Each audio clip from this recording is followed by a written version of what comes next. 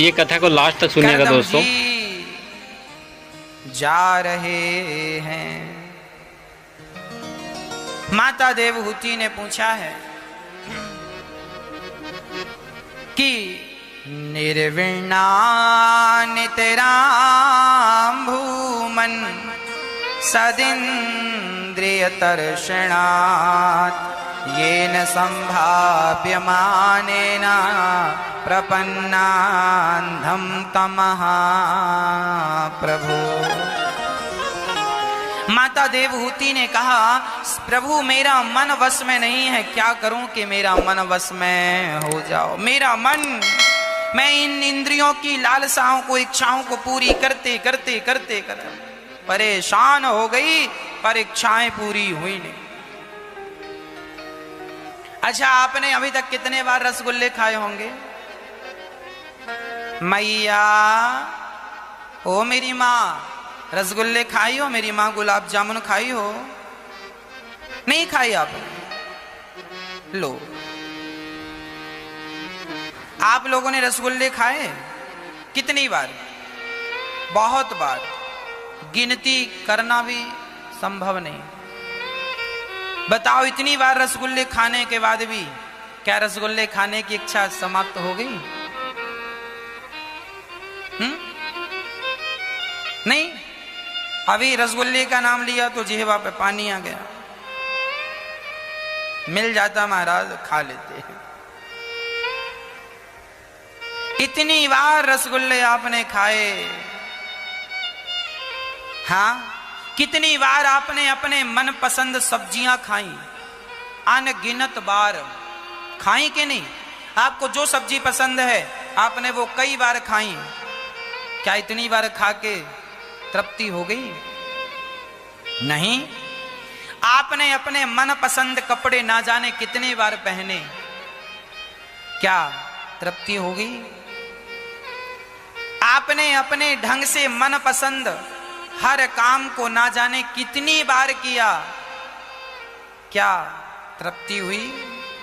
नहीं मेरी मां, सच्चाई यही है। यह इंद्रियां जो हैं हमारी, इनका पेट कभी भरता ही कितना भी दो, पर इसका पेट भरने, इनका पेट भरेगा ही। चैनल को सब्सक्राइब कीजिएगा और कमेंट कीजिएगा। इसलिए समझदारी इसी में है कि इनका पेट भरने की जरूरत ही नहीं।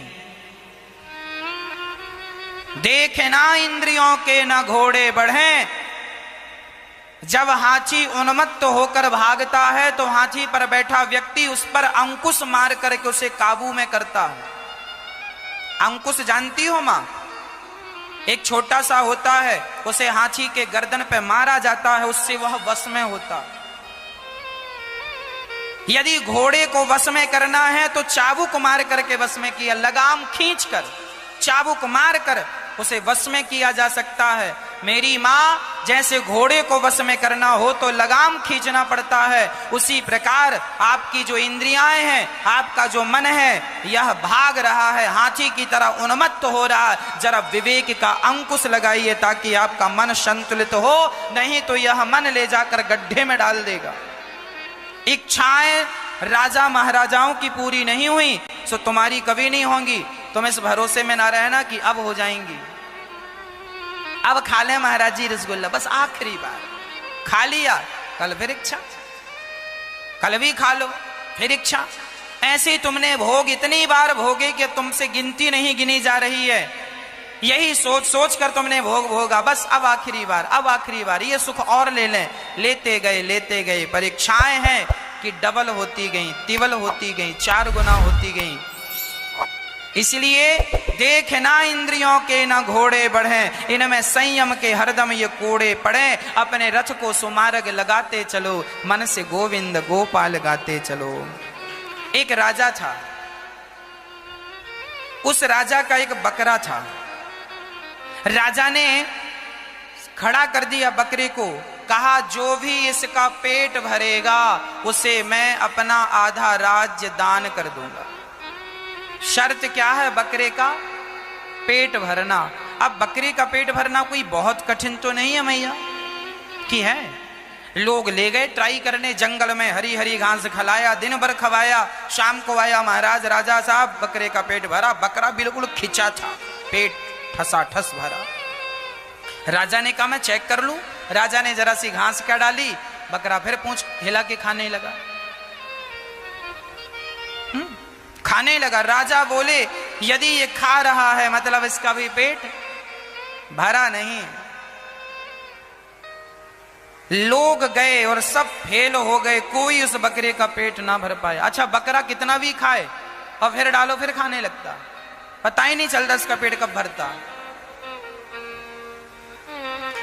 एक संत को खबर लगी, संत ने कहा मैं ट्राई करता हूं। संत ले गए बकरे को और एक इतनी बड़ी लाठी हाथ में ले लिए, और जैसे ही बकरा घास खाए एक लाठी मुंह पे मारे, बकरा फिर घास खाए। पूरा दिन बाबा जी ने इतना मारा कि बकरा चुपचाप खड़ा हो गया। बोलता है खाता हूं तो लाठी पड़ती है, नहीं खाऊंगा नहीं पड़ेगी। खड़ा आंख बंद किया, ऐसा लगता है ये बकरा सन्यासी हो गया।